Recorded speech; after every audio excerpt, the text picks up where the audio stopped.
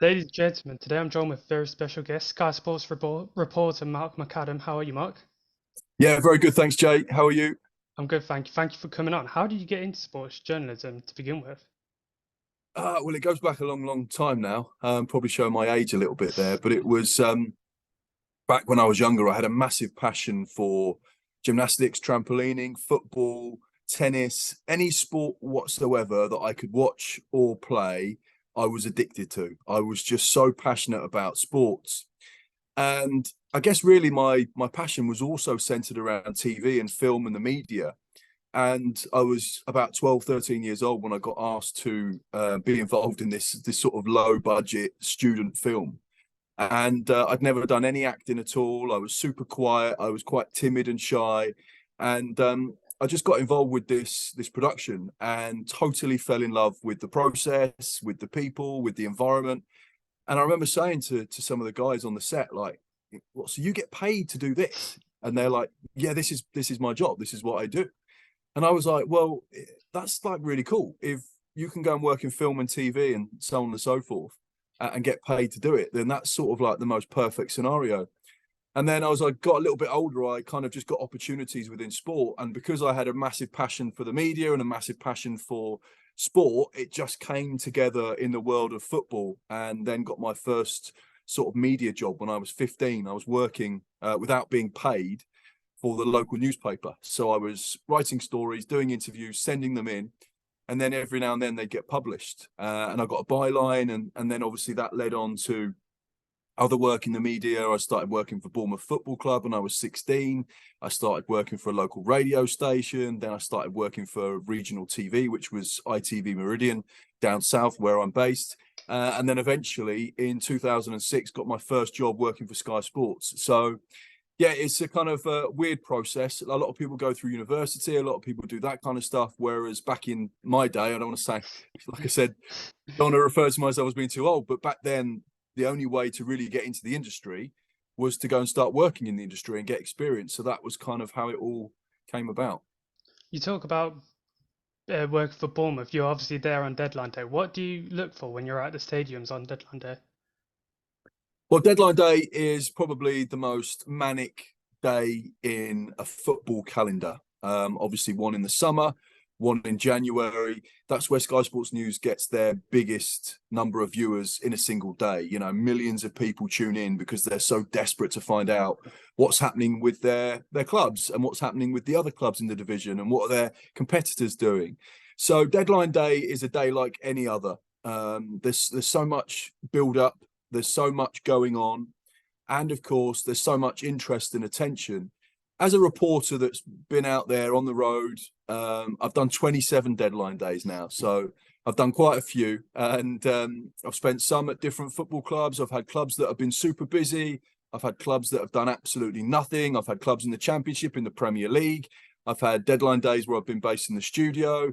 And like you rightly say, Bournemouth has been a club that I've been at a lot on deadline day. And lucky for me, having worked with the club and have some good contacts there, and having watched the team, you know, from when I was younger, I always have like a special relationship with the club, and it's super exciting to see what they do.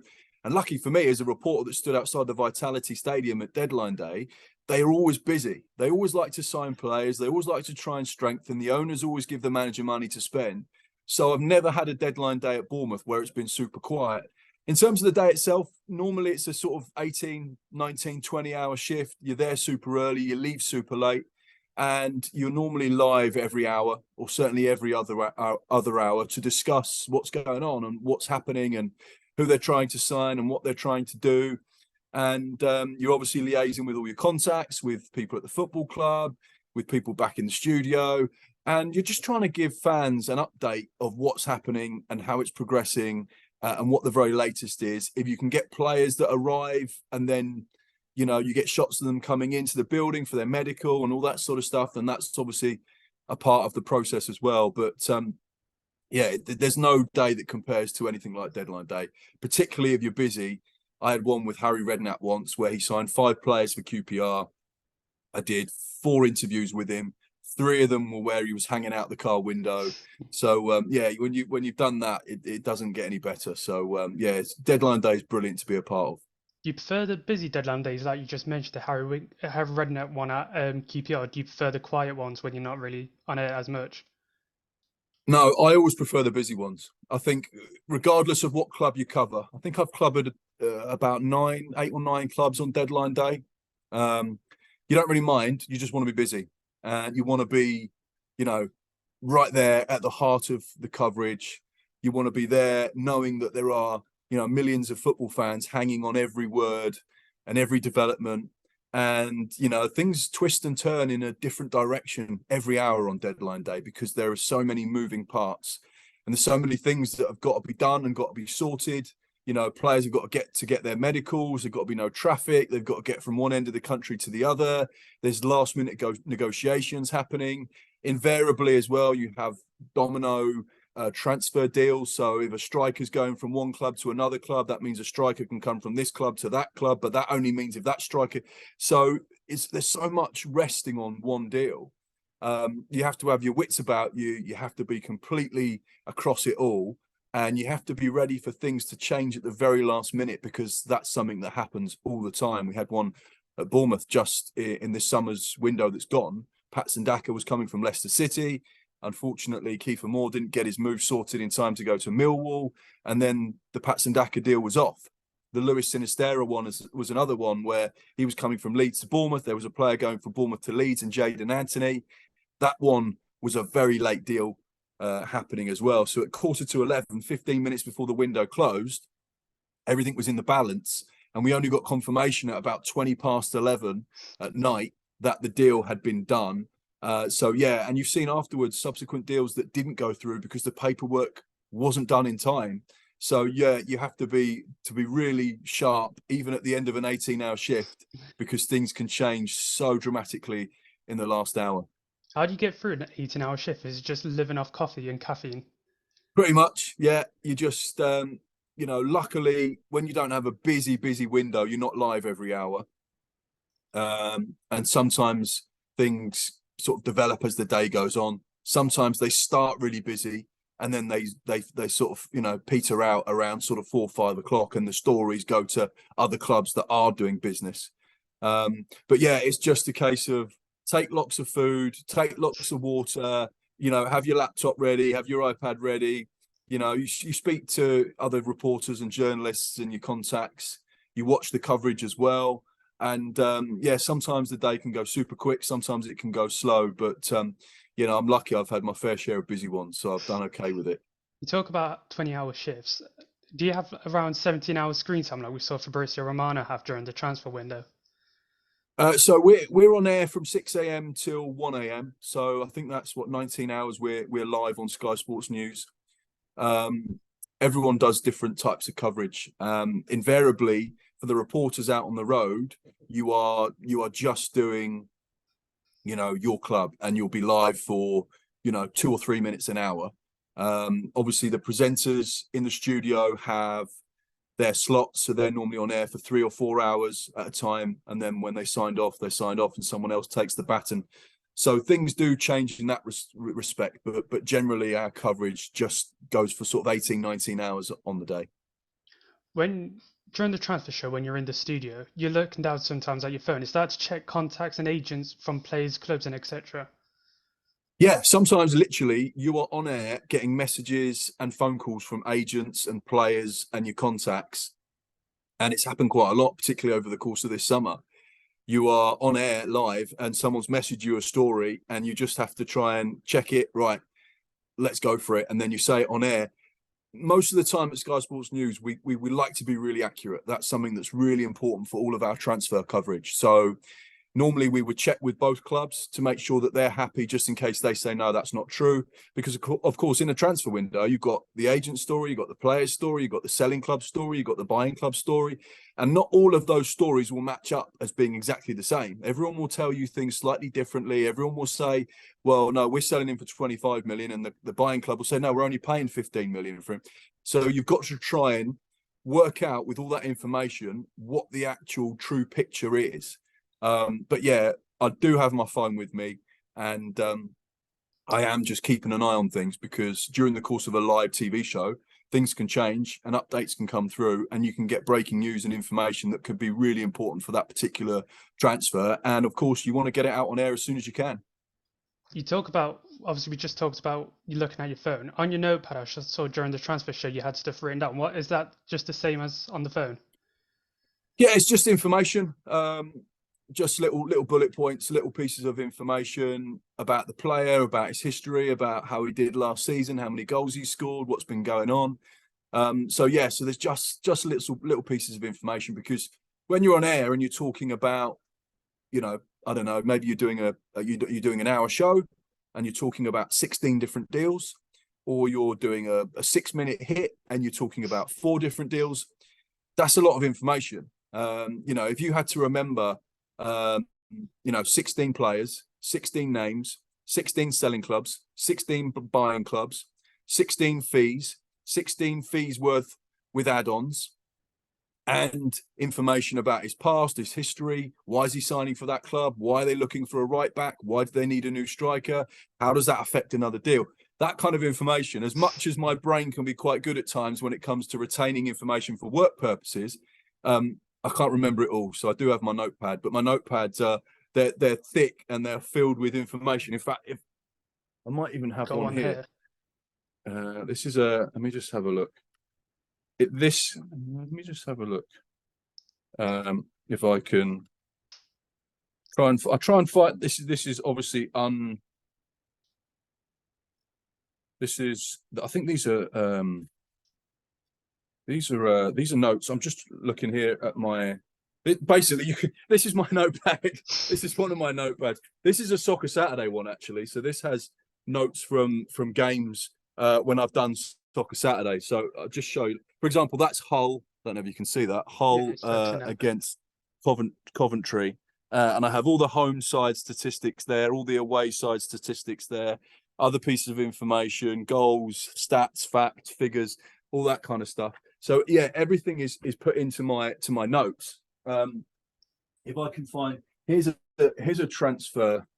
I don't know. This is a transfer show notepad. This is just random. I obviously haven't planned this to bring this up for you, but for example, this just says part. So you can see there part 1, part 2, part 3, part 4. Mesut Ozil, Martin Odegaard, Jurgen Klopp, Reece Williams, Tim Vickery, Man United, Jose, Spurs, West Brom, EFL, Villa, Damari Gray. So there you go. And then it's just, this is just information. Spurs, Dele Alli, want him to stay. This is just all bullet points. So this is how I kind of have most of my notes. But Mbaye Diagne, Senegal international, 29 years old, hit form recently, 9 goals in his last 8. Also got a red card. So he has been in scintillating form. He is the type of striker that Sam Allardyce would like to strine. 6'4", is a strong focal point, lively around the box. He'll definitely be popular with the fans. So there you go. That was when Sam Allardyce was at West Brom. And he obviously was looking for a striker. So yeah, all of those notes are just filled with information about players. And then obviously it's my job to be able to look at that information and deliver it in a story and tell it in a way that the viewers at home can find interesting, because I can't just read out bullet points because that's boring. So you have to kind of, take that basic information and then take the viewers on a journey with what's going on, what's happening, and what's the very latest. You found that something you developed during your career with Sky Sports and throughout your career in sports journalism, being able to tell a story? I think that's the key thing. I think for any journalist, for any reporter, for any TV producer, you've got to tell a story. You've got to take people on a journey. You've got to tell them stuff that they don't know. You've got to, simplify complicated information. You've got to bring them right to the heart of what's going on so that they feel they understand what's happening. And if you can do that in a fun way, if you can do that in an engaging way, if you can do that in a knowledgeable way, if you can really kind of make those people, sit at home and want to watch you, want to watch the show, want to watch the channel, then that's your job. So I've always loved being that kind of person that can be a good storyteller, a good TV producer, but also you have to kind of do it in a way that's fun and engaging. And definitely I've improved over the years, like everyone. I think even if you spoke to someone like Jeff Stelling or Jim White, that's been doing this for in excess of 40 years, and said, you know, are you a better presenter now than you were at the start? Of course they'll say yes. And they'll also probably say that they can get even better, and they can learn every single week and every day, because that's what this industry does. It changes so quickly, and there's so many moving parts that you have to be across it. You have to understand it. And particularly recently, with the intervention of social media over the last sort of 5 years, 5 to 10 years, that plays a big role now in how you cover stories and what you do and the type of media that you create. You know, we create at Sky broadcasting linear television, but so much of our content now goes on digital and on social media. So you're not only thinking about, right, this would be great for TV, this would be great for social media, this would be great for digital, this would be great for the website. So you've got so many things going in your head about how you can get more than just the very basics from the shoots that you go on to.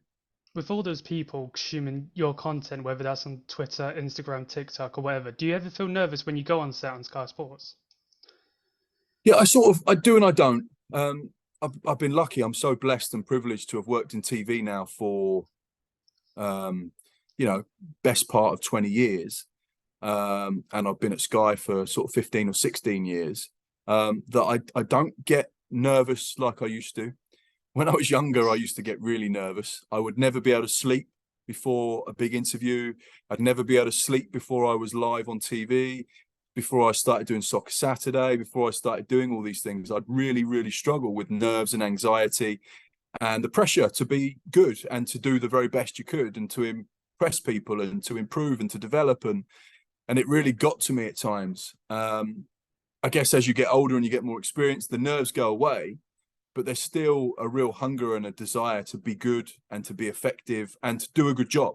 You know, every single day I want to be the best. I want to do a really good job, and I want people to come away thinking, oh, he's a great presenter, he's a great reporter, I really identify with him, he gives really good information, I really learn a lot when he speaks, I enjoy listening to him and watching him. And so those nerves to be the best are still there. I don't get nervous, sort of worried about being on TV or live in front of, hundreds of thousands of people. I'm a bit lucky that I've got used to that, but there is still adrenaline to be as good as you possibly can. How have you relaxed those nerves? You just talked about the experience you've got now doing it for 20 plus years, but is it just that experience that helps you relax those nerves? Yeah, I think so. I think it's just a case of the more things you do, the more experience you get, the better you get.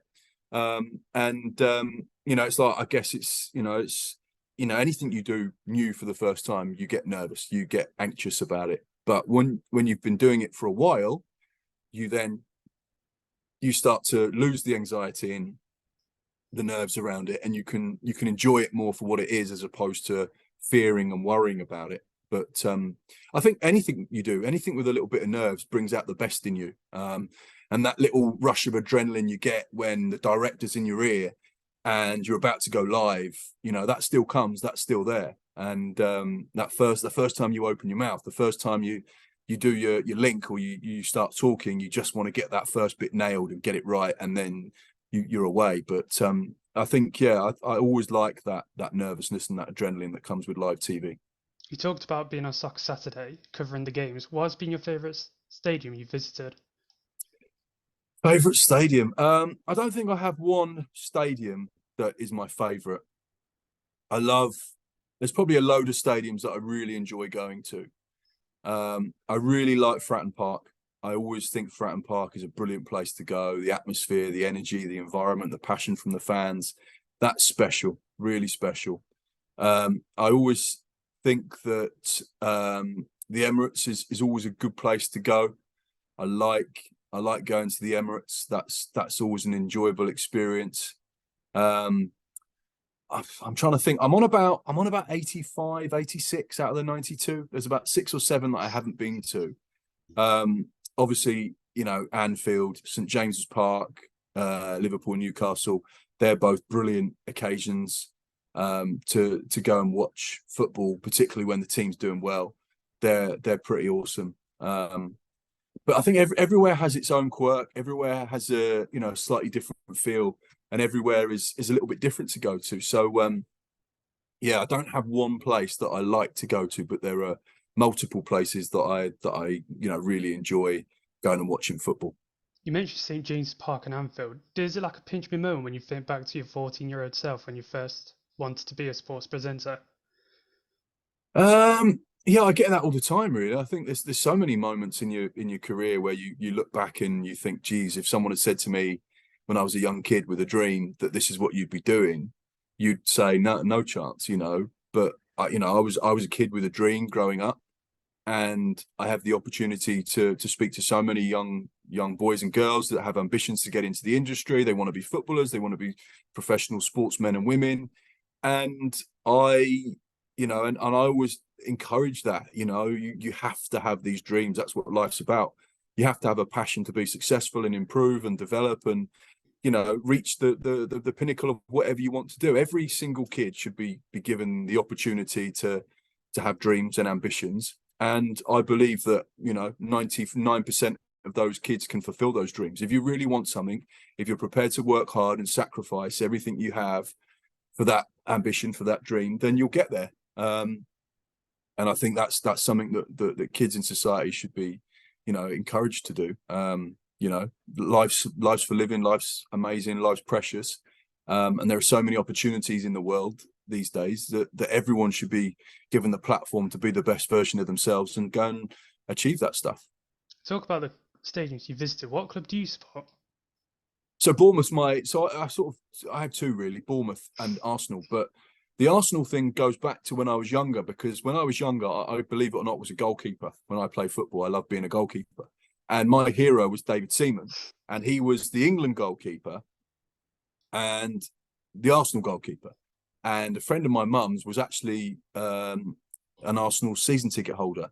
And I got taken to Highbury to go and watch my hero, David Seaman, when I was about 8 or 9. And also, I've done obviously Bournemouth matches growing up as well. So because they were my local side, and I used to walk past the stadium every day when I went to school. When I went to junior school, I walked past Dean Court. When I went to secondary school, I walked past Dean Court.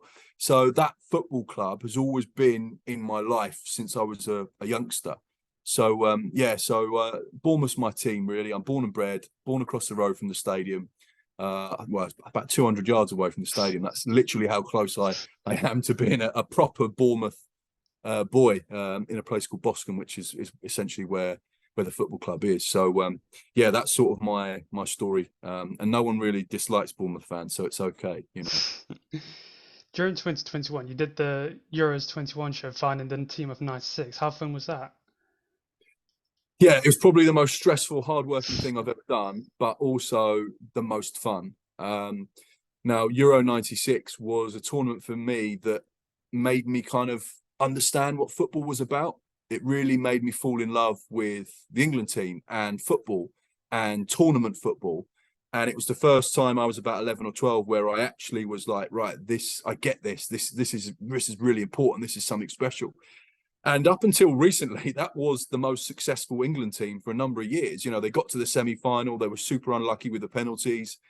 Everyone said that was the golden generation. That was the side that should have won it. And, they did so well. And for so many years, that summer, the summer of the Spice Girls, and just the fact that it was on home soil and just everything about it there was such a feel-good factor around that group and the manager. And for so many years, everyone would always look back upon that team. Everyone had always gone back to the Euro 96 team. What a great team that was. And I was like, you know what? These are all boyhood heroes of me. I want to go and speak to them.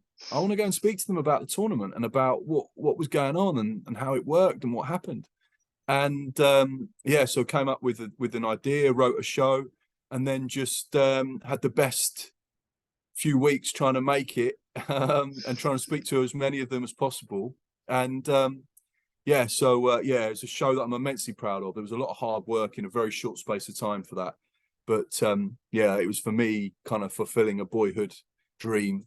And I got to meet all of my childhood heroes. Well, I got to meet 18 out of 22, so it wasn't too bad. We talk about pinch me moments before. Is that another pinch me moment, meeting your idols? Yeah, definitely. I wouldn't say they were idols, in the sense of, like for me growing up, those individuals weren't idols of mine. Like David Seaman was, because he was one of my idols. I absolutely loved him. But that group of players were players that I'd always admired and looked up to. And yeah, there was some really special moments, going around their houses and sitting and talking about, what they'd achieved and what they'd done. And even now, 25 years later, they still look back fondly on the summer of 96 because it was such a poignant moment in their lives and their careers. So yeah, special times, really special times. And I was super lucky to be able to do that show and, sort of take a trip back down memory lane for some of the fondest moments of my childhood. Do you think this generation of England squad of England players can make it that one step further and bring the trophy home? I definitely think so. Yeah, I think when you look at that team, Harry Kane, at its absolute best, really. That you look at the last few seasons, the experience he has, he's not too old, he's still at his pinnacle. And then you look at the players that he's got alongside him, the likes of, Phil Foden, Marcus Rashford, who's just come off the back of a brilliant campaign, signed a new contract at Manchester United, Jack Grealish as well, Bukayo Saka playing the best football of his life. You've got James Maddison and Jude Bellingham fighting as number 10s. You've got a double pivot in Calvin Phillips and Declan Rice. Declan Rice looks absolutely unbelievable. And then even, at fullback, they've got options. Goalkeepers look fairly solid. Centre-backs don't look too bad. Fullback, whether it's Reece James or Kieran Trippier or Kyle Walker, who's just signed a new Manchester City contract. You've got players across that team that are in the moment and they are at their very, very best. Now, again, semi-finals at the very minimum. But with all of the experience that group has of getting to finals, getting to semi-finals, World Cups and Euros, they should be believing that they can go all the way. And I definitely think this should be a tournament that Gareth and this group that's been on this long journey say, this is our time. This is what we have been building towards for the last 6, 7, 8 years, however long Gareth's been in place. This is now our moment. So yeah, I think they can do it. Especially when you look at everyone individually, if everyone is fit and at their best, there's some of the best players in the world in their positions, and that's what's most exciting. Especially now with, the likes of Foden, Jude Bellingham, and now competing for big honours at their club level. You see Jude Bellingham is now a star at Real Madrid. Yeah. Yeah, he's a player. I watched him make his debut, funny enough, at Fratton Park for Birmingham. And I remember watching him immediately and thinking, that kid's got something very special. Immediately you could see he was different class. Borussia Dortmund paid 30 million quid, 25, 30 million quid for him. Like, even then you're going, that's a snip. Like, that's a great player there. You're going to make money, no question. And now there were a number of clubs, Premier League sides that have spent so much cash this summer. And there was a number 10 there that was brilliant, who can play as an 8. He's 20 years old and he cost £88 million. And you're looking at it thinking, why weren't Chelsea? Why weren't Arsenal? Why weren't Man United? Why weren't Liverpool? Why weren't Man City all at the table for him? I know Liverpool had an interest in him, but they couldn't afford him. But boy, what a superstar he is. He's so good. And yeah, he's just that England team should be built around him. You see the confidence of Jude Bellingham taking the Zidane jersey at Real Madrid too. That's it. You're one of the biggest clubs in the world, and he walks into a dressing room with Luka Modric and Toni Kroos and Camavinga and so on and so forth, and he's not in fear of these players. They are in awe of what he is doing. This young lad that's coming to one of the biggest dressing rooms in the world, and he's gone, watch me. I'll come and play. And he has been their standout player by a yard mile so far this season. And to do that at that age shows, wow, it's just something that you could not ever envisage happening, particularly at this age. At 24, 25, 26, no question. But, 19, 20, wow. We've talked about the spoils of riches in the England team. One of the players that might have been treated misfairly is Harry Maguire. What's your thoughts on his situation and the abuse he gets? I don't understand it. I don't understand football fans a lot of the time, because everything is so negative. Everything is about putting people down and being nasty and horrible. social media. I've had it as well. You know, I'm on Sky Sports trying to do my job, trying to tell you what's going on, trying to give you accurate information, and yet people think that I'm lying or I'm talking rubbish. No, I'm just telling you the information that we get given. And we don't just get given information from one person, we get given information from multiple people, and then we try and formulate the story. So when it goes back to Harry Maguire, I just think it's so sad, and it's almost reflective upon society these days that people have to be negative, have to be nasty about people. I don't get it. You know, why would you want to be like that? Why would you boo a player? Why would you, be that vitriolic to someone that, has probably never done anything to you in your whole life? He's a good guy. He's a popular man in the dressing room. He's been great for England. He's never let his country down. It's not his fault that Man United paid 85 million quid for him. It's not his fault. It's not his problem. Man United paid that. Leicester accepted it. That's not his choice. And it's just upsetting. And it's unfortunate this has become a big trend in society these days, and it's getting worse. And people just, everyone is quick to turn around and say, "Oh, Dele Alli, mental health. What a brave guy. Come out and he spoke about his issues and problems in his childhood, and we need to think about these people." Caroline Flack, who was getting constant abuse from the media and being hounded, and Harry Maguire's another situation. At what point do people just stop being nasty? Just stop being nasty. It's so simple. Just be a nice person, be a good person, have good morals and values, be supportive, be encouraging, and live your life in a positive, happy way. And that will transmit to everyone you come into contact with. But some people just want to sit behind the keyboard and throw insults out there and be nasty. And I really pity these people that have that mindset and, mentality and attitude, because, what type of a life have you got if all you want to do is slag people off? It's just bizarre. I can't get my head around it. But Harry Maguire has always been a great player for England, and I'm pretty certain he'll probably be a great player in the squad this summer. And let's hope he goes up for a corner, scores the winning goal that wins England the Euros, and he'll have that crowning and defining moment of his career, and people will remember him for the great professional that he is. You think it's unfortunate for Maguire that he didn't get the move to West Ham and recapture the form that made him an £85 million player? I think, yeah, Harry Maguire clearly needs to play. He's not going to get as much game time at Manchester United as he would like or he needs. Obviously, we reported that West Ham and Manchester United had agreed a fee for Harry Maguire, which was correct at the time. But Harry Maguire still has a couple of years left on his Manchester United contract, and West Ham obviously can't pay the same wages that Manchester United do. So the deal didn't happen. I think Harry will try and fight for his place. He'll try and earn his opportunity at Old Trafford between now and January. If things aren't working out, if he's not getting as much game time as he needs, he can go on loan in January, or he can get a permanent move in January and then still get enough game time to be fit and ready for the Euros. So he's playing the patient waiting game. But I think that probably makes sense. If it didn't feel right for him at the time, West Ham, stay at Man United, fight for your place, and you've still got January where you can change things. One last question I want to leave you with, Mark, is what would be your advice to someone who wants to have a career in journalism or be a reporter like yourself? So this is a question I get asked a lot. I think the most important thing is you have to remember that this industry is very unforgiving. It's very difficult to make your way and to get your opportunities, but you have to be prepared to sacrifice everything for the industry and for your career. You need to eat, sleep, breathe, and do everything connected to sport and football. And your knowledge is so important. You have to be able to speak about so many different subjects, so many different sports, with so many different people at the drop of a hat. You need to be across everything. You need to understand everything.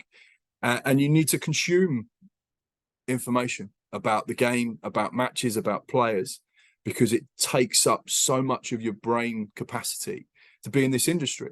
And now it's brilliant because it's one of the best jobs in the world, because I get paid to watch sport and watch football and meet footballers and do interviews and travel up and down the country. And that's amazing. And it's brilliant. And it's super exciting to be in this industry, to be in a live broadcasting environment. It's something that I dreamed of when I was a kid. So You have to be prepared to sacrifice so much. And these things don't happen overnight as well. You have to be patient. I remember when I was like 18, 19, I thought I should have been presenting Match of the Day. And then when you get older, you're like, well, no, you were nowhere near ready. Do I think I should be presenting Match of the Day? No, not now. I'm not ready. And I've been in this industry for 22 years. So you have to, you have to kind of take your time, be patient, develop, learn about everything as well. If you want to be a presenter, that's fine. But don't worry about being a presenter. Worry about knowing how to film, how to light, how to do sound, how to ask questions, how to run scripts, how to write VTs, how to edit, how to work with others, how to bring everything together, recognize good journalism, good questions. There's a whole process behind the presenter at Sky Sports News, or the reporter. There's a whole collection of people. There's a whole collection of jobs. You need to understand every single person's job, because the reporting and the presenting bit essentially is the easiest bit. It's just you being yourself. It's you asking good questions.